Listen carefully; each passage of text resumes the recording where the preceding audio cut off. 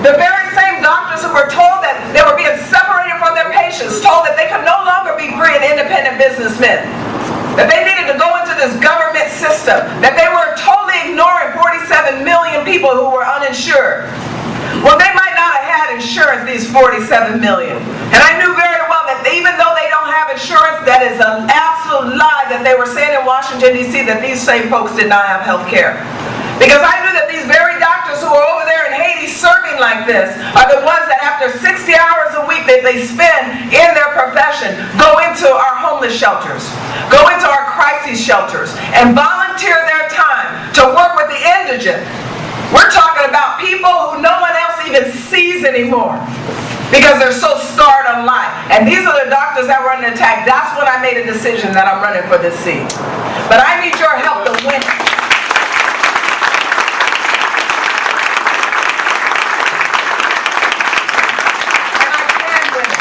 I've got an excellent team. I make sure to get an excellent team. I know people all over this country. I've never asked for favors, and now I'm calling them all in. I'm asking people to help me, and they're very willingly help me. Sean Hanning's the one that said he was going to help me before I even asked him to help me.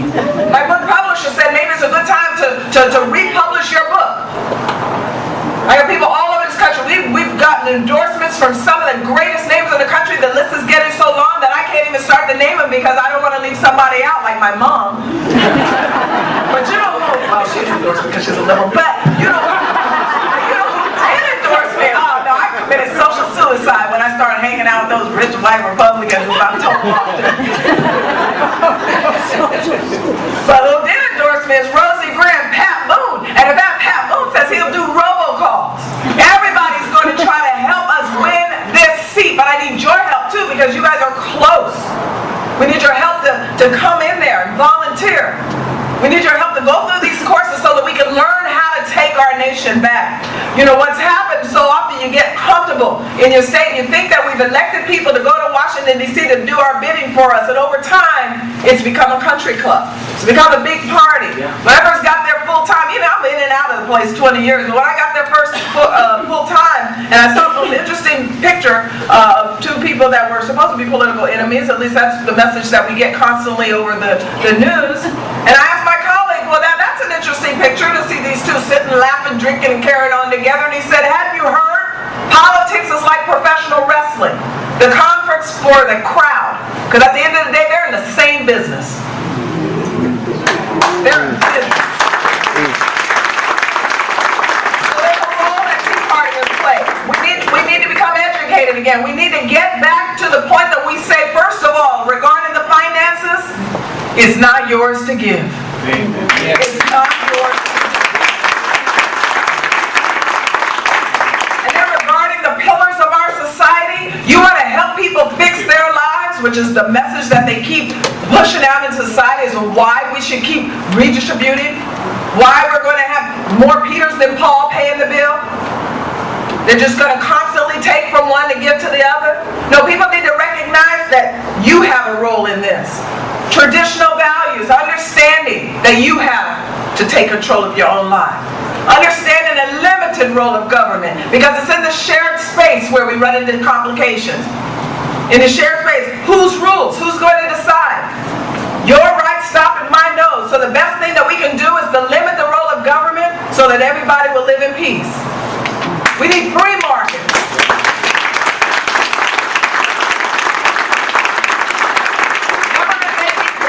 Jobs today by going into our grandchildren's money and obligating them to expenses they'll never be able to pay so that they can have some type of environment to where they have people working for $10 an hour, but that's very, very limited. Jobs are created in a society like our own when you remove governmental barriers and somebody sits and thinks, maybe I should do this.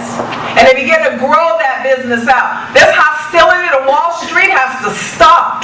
You know, I've always been on the side of the underdog. And to find myself now on the side of bankers and Wall Street executives, oil executives. My goodness, in my district right now, with that cap and trade bill that current congresswoman that I'm running against, if they have their way, they're going to shut this pier. There's no way that it can survive with that type of regulation against it. We already passed the cap and trade in this state. And it's not working because they don't know what they're doing.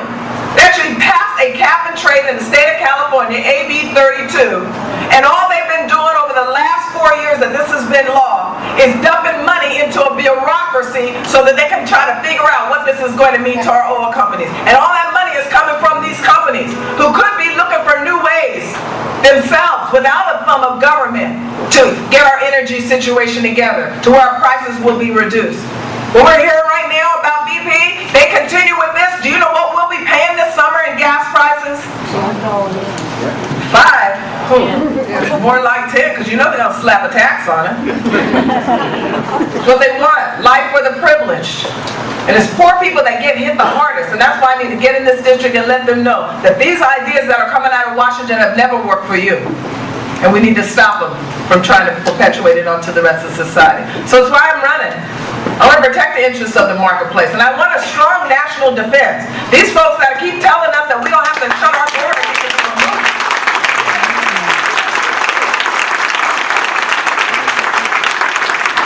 Every day we pick up the newspaper, we're finding out more are being arrested. They just arrested the kids. These are kids now that are buying this idea that they're doing some type of virtue to go and train with Al-Qaeda and then come back over here and try to blow us up. Now we need people who are not afraid to look in the eye of these enemies and call them the terrorists that they are, that will look in the eye of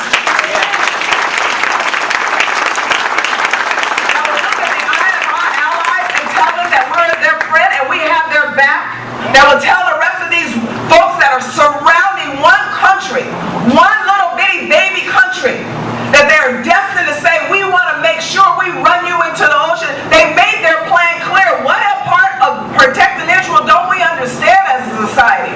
How are we going to allow for them for Gaza to expand itself with new ways to get weapons when they made it clear? Gaza today, Jerusalem tomorrow. No, what we need to do is have a strong national defense, which means standing up for our friends. And see, the reason I can be so strong is because I understand. I had the gangster mindset. In fact, I was telling my campaign manager the other day that one of my friends, she just kept stealing somebody else's boyfriend, and I was always the one that had to come in and clean up after her.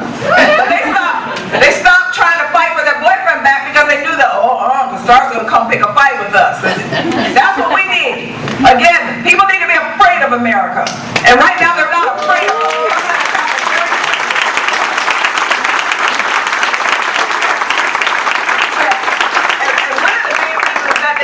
Afraid of us is because if they're not afraid of us and we become fearful as a people because we don't think that government is going to protect our interests, we will begin to exercise our Second Amendment right, which we will support. I support my Second Amendment right.